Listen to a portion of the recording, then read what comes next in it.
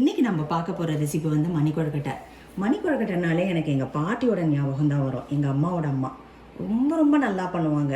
அரிசி மாவில் நம்ம கொழுக்கட்டை பண்ணுறோம் இல்லைங்களா, அதுவே வந்து ஆம்னி கொழுக்கட்டை மாதிரி குட்டி குட்டியாக உருட்டி அதுக்கப்புறம் பருப்புஸ்லி பண்ணி அதையும் இதையும் மிக்ஸ் பண்ணி ரொம்ப டேஸ்ட்டாக இருக்கும். டிஃபனுக்கும் சாப்பிட்லாம், ஸ்நாக்குக்கும் சாப்பிட்லாம், நம்ம எல்லாருக்குமே நல்லா பிடிக்கும். ஈவன் வந்து ஏதாவது பண்டிகை வந்ததுன்னா கூட இது கொழுக்கட்டையாக இதை நெய்வேத்தியம் பண்ணலாம். அந்த அளவுக்கு வந்துட்டு ரொம்ப சூப்பராக இருக்கும் இந்த ரெசிபி. இது கூட தேங்காய் சட்னி ஒரு தக்காளி சட்னி எல்லாமே போகும். பாட்டியோட ரெசிபி இது வந்துட்டு. பாட்டி அந்த காலத்தில் வந்து நாங்கள் ஹவுசிங் யூனிட்டில் இருந்தோம். ஹவுசிங் யூனிட்டில் இருக்கும்போது பாட்டி வந்து இது வந்து பண்ணுறதை பார்த்துட்டு எல்லாருமே அவங்கவுங்க வீட்டுக்கு கூட்டிகிட்டு போய் எங்கள் வீட்டில் மணி கொழுக்கட்டை பண்ணி கொடுங்க அப்படின்னு சொல்லி எங்கள் பாட்டியை கூட்டிகிட்டு போவாங்க. அந்த ஞாபகம்லாம் வந்தது. எங்கள் பாட்டி இப்போ இல்லை, இருந்தாலும் எனக்கு இந்த ரெசிபி சாப்பிடும் போதெல்லாம் எனக்கு எங்கள் பாட்டியோட ஞாபகம் தான் வரும். ஃபஸ்ட் நம்ம அதுக்கு வந்து பருப்புஸ்லி எப்படி பண்ணுறதுன்னு பார்ப்போம். அதுக்கு வந்து நான் 1 கப்பு கடலைப்பருப்பு, 1 கப்பு துவரம் பருப்பு எடுத்திருக்கேன். ஸோ அது ரெண்டுத்தையும் நம்ம வந்து ஃபஸ்ட்டு பருப்புஸ்லிக்கு போட்டுக்கிறோம். அப்புறம் காஞ்ச மிளகாய் 3 சேர்த்துக்கிறோம். இது கூட பெருங்காயம், நல்லா தாராளமாக பெருங்காயம் போட்டுக்கோங்க. அப்புறம் தண்ணியை விட்டு சோக் பண்ணிக்கிறோம். இது வந்து கொஞ்சம் நேரம் ஊறணும், ஒரு 1 to 2 hours ஊறணும். இதை அரைச்சி அதுக்கப்புறம் இட்லி வேக்காட்டில் எடுக்க போகிறோம். அந்த ரெசிபி எப்படின்னு பார்ப்போம். மீன்வேல் இதுக்கு தேவையான மிச்ச பொருட்கள் வந்து அரிசி மாவு, கடுகு, உளுத்தம்பருப்பு, கறி லீவ்ஸு, கருவேப்பிலை, உப்பு, எண்ணெய். நான் வந்து இங்கே வந்து பீனட் ஆயில் எடுத்திருக்கேன், மந்த்ரா பீனட் ஆயில், கடலை எண்ணெய் எடுத்திருக்கேன். ஸோ இவ்வளோ தான் இதுக்கு தேவையான பொருட்கள். இதை வச்சு தான் நம்ம பண்ண போகிறோம். இப்போ பார்த்திங்கன்னா நல்லா சோக் ஆகிடுச்சு நம்ம ஊற வச்சது. இப்போ வந்து நம்ம சோக் பண்ணது வந்து நல்லா தண்ணி விட்டு நல்லா அரைச்சிக்க போகிறோம். அதுக்கப்புறம் இட்லி தட்டில் வேக வச்சு எடுத்துக்க போகிறோம். ஸோ இதுதான் பருப்புஸ்லி. இந்த பருப்புஸ்லியை வந்து நம்ம எல்லாத்துக்குமே யூஸ் பண்ணலாம். பீன்ஸ் பருப்புஸ்லி, இல்லை ஏதாவது காய்கறிகளுக்கு, சேவைக்கு, எல்லாத்துக்குமே யூஸ் பண்ணலாம் இந்த பருப்புஸ்லி. நம்ம ஈவன் பண்ணி கூட ஃப்ரீசரில் போட்டு வச்சுட்டோம்னாக்கா அப்பப்போ ஹீட் பண்ணி இதை வந்து இன்ஸ்டண்ட்டாக யூஸ் பண்ணிக்கலாம். ஸோ இதை நம்ம இப்போ வந்து அரைச்சி எடுத்துக்க போகிறோம். இப்போ பிள்ளையார் சதுர்த்திக்கு நம்ம சாப்பிட்றோம்ல கொழுக்கட்டை, அதுக்கும் இதுக்கும் என்ன வித்தியாசம்? பிள்ளையார் சதுர்த்திக்கு கொழுக்கட்டை பண்ணும்போது அந்த பூர்ணம் வந்து நம்ம உள்ளுக்குள்ளே ஸ்டஃப் பண்ணுவோம்.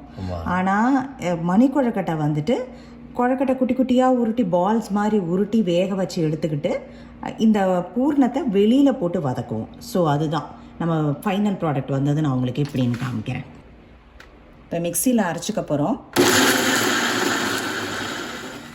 இப்போ பாருங்கள், ரொம்ப நல்லா அரைச்சி எடுத்துக்கிட்டோம். ஸோ இது கூட உப்பும் நம்ம சேர்த்துக்கிறோம். சேர்த்து நல்லா மிக்ஸ் பண்ணி விட்டுக்கிறோம். அதுக்கப்புறம் கொழுக்கட்டைக்கும் தனியாக நம்ம உப்பு சேர்ப்போம். நல்லா உப்பு சேர்த்துக்கோங்க. உப்பு சேர்த்து நல்லா பாருங்கள், இந்த பதத்தில் இருக்கணும். நல்லா பந்து மாதிரி வரணும். இந்த பதத்தில் நம்ம வந்து அரைச்சி எடுத்துக்கிட்டோம். இப்போ இட்லி வேக்காட்டில் வேக வச்சு எடுக்க போகிறோம். இந்த பாம் ஸ்ப்ரே ஒன்று வாங்கி வச்சுருக்கேன். ஸோ இது வந்து ஆயில் ஸ்ப்ரே வந்து இட்லி தட்டில் நம்ம நல்லா ஸ்ப்ரே பண்ணிக்கிறோம். இப்போது நம்ம நல்லா இட்லி தட்டை ஸ்ப்ரே பண்ணி எடுத்துட்டோம். அப்புறம் இந்த இட்லியில் இந்த மாதிரி வேக வச்சு எடுத்துக்க போகிறோம். இது வந்து பருப்புஸ்லி. இது வந்து எல்லா காய்கறிகளுக்கும், நம்ம கீரைக்கு கூட இதை வந்து பருப்புஸ்லி கறி மாதிரி பண்ணலாம். கல்யாணத்துலலாம் ரொம்ப ஃபேமஸ் பருப்புஸ்லி கறி. அதையே தான் நம்ம வந்து கொழுக்கட்டையில் வந்து பண்ணி சாப்பிட போகிறோம். கொழுக்கட்டைக்கு அதுக்கப்புறம் ஈவன் பூர்ணம் கூட, இந்த இது உளுந்தம் பூர்ணம் இதெல்லாம் வந்து விநாயகர் சதுர்த்தி கூட பண்ணுவோம் நம்ம. ஸோ இது வந்து வெஜிடேரியன் ப்ரோட்டீன்னு சொல்லலாமா? நல்லா ப்ரோட்டீன். ஏன்னா இது ஃபுல்லாகவே வந்து பருப்பு வகைகள் அப்படிங்கிறதுனால, துவரம் பருப்பும் கடலைப்பருப்பும் போட்டிருக்கிறதுனால ஃபுல்லாக ப்ரோட்டீன் தான். ஸோ ஹெல்தியான ஒரு டிஷ்ஷும் கூட இது. இப்போ எல்லாத்தையும் ப்ளேஸ் பண்ணிட்டோம் நம்ம. இப்போ வந்து நம்ம அதை வந்து இட்லி குண்டால இறக்கி நம்ம வேக வச்சு எடுத்துக்க போகிறோம். ஆவியில் வேக வச்சு எடுத்துக்க போகிறோம், இட்லி மாதிரியே.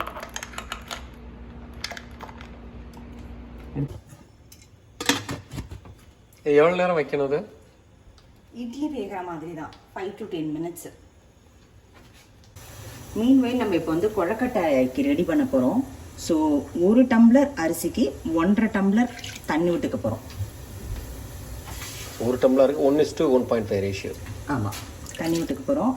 கொஞ்சம் எண்ணெய் அதுக்கு மேலே விட்டுக்கோங்க. ஸோ தட் நல்லா திரண்டு ஒட்டாமல் வரும். அதுக்கப்புறம் 1 டீஸ்பூன்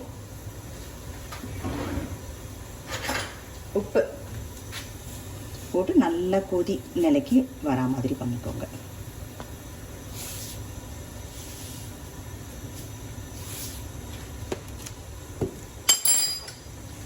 நல்லா மிக்ஸ் பண்ணி விட்டு நல்லா கொதிக்கட்டும். அந்த 1 டம்ளர் ரைஸ் எடுத்து வச்சுருக்கேன்.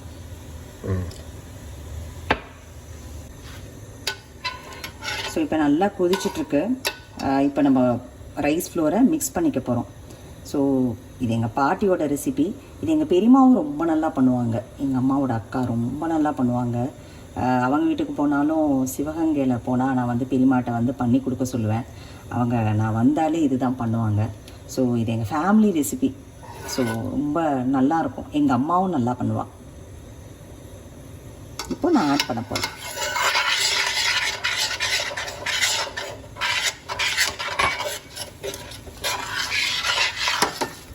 நல்லா பார்த்தீங்கன்னா நல்லா திறந்து வரும் போது ஸ்டவ் ஆஃப் பண்ணிடுங்க. போட்டோன்னு நல்லா வெந்துருக்கு போல.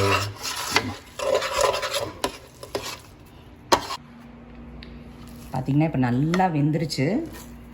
நல்லா பார்த்தீங்களா பண்ணிங்கன்னா அப்படி அச்சு விழணும். நல்லா கொஞ்சம் எண்ணெயை போட்டு நல்லா மாவு வந்து எடுத்தாச்சு. உருட்டுற பதத்துக்கு ரெடி ஆகிடுச்சு. இப்போ நல்லா பதத்தில் இருக்குது. ஸோ நம்ம வந்து இப்போ வந்து ஒரு கையில் எண்ணெயை தடவிட்டு கொஞ்சம் கொஞ்சமாக இப்படி எடுத்துட்டு நல்லா உருட்டிக்க போகிறோம்.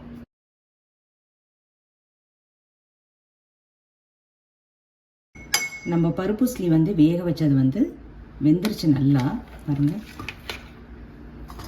சூப்பராக வெந்திருக்கு. இட்லி மாதிரி நல்லா வந்துருச்சு.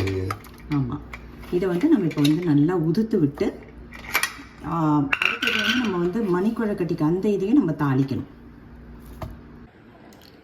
இப்போ அடுத்து குழக்கட்டையை நம்ம வேக வைக்க போகிறோம். மணிக்குழக்கட்டையை ஸோ எண்ணெயை நல்லா தடவி எடுத்துக்கிறோம். ஃபுல்லாக ஸ்டார்ட் பண்ணுறோம்.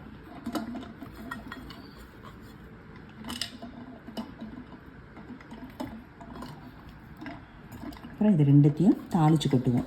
ஆல்ரெடி நம்ம பருப்பு ஸ்லீ பண்ணிட்டோம். ஸோ அது ரெண்டுத்தையும் தாளித்து கொட்டி எடுத்துக்க வேண்டியது தான். இதையும் இட்லி தட்டில் வேக வைக்க போகிறோம். வேக வச்சு எடுத்துக்கிறோம். இப்போது 2 பருப்புஸ்லி டு 3 பருப்புஸ்லி எடுத்து நான் நல்லா உதுத்து விட்டுக்கிட்டேன்.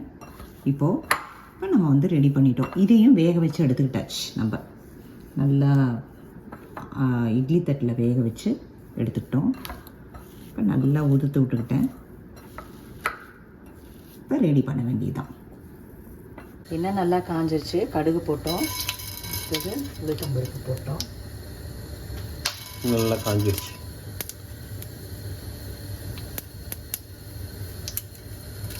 அப்புறம் 2 வரமிளகாய்,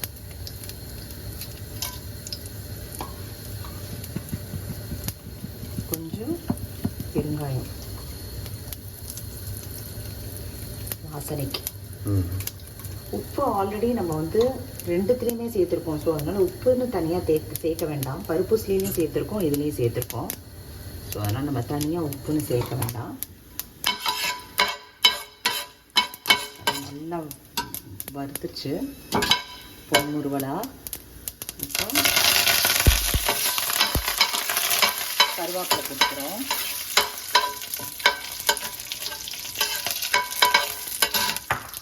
நல்லா கருவேப்பிலை நிறையாவே போட்டுக்கலாம். ஸோ அதுக்கு நல்லா வாசனையாக இருக்கும். அப்புறம் உதுத்து வச்சுருக்கிற பருப்பு அதை நல்லா எண்ணெயில் போட்டுக்கோங்க. இந்த கலருக்கு மஞ்சத்தூள்,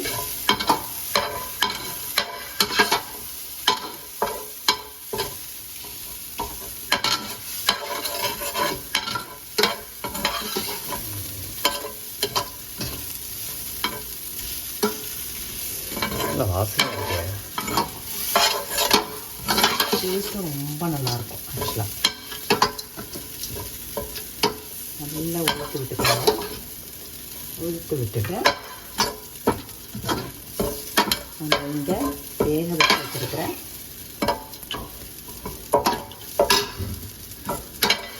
மணிக்குழம்பு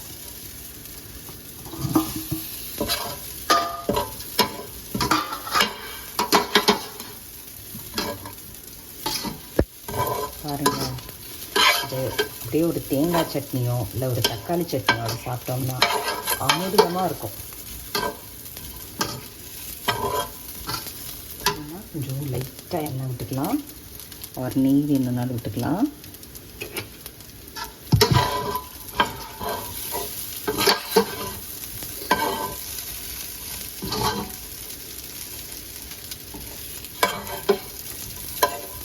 ரெடி.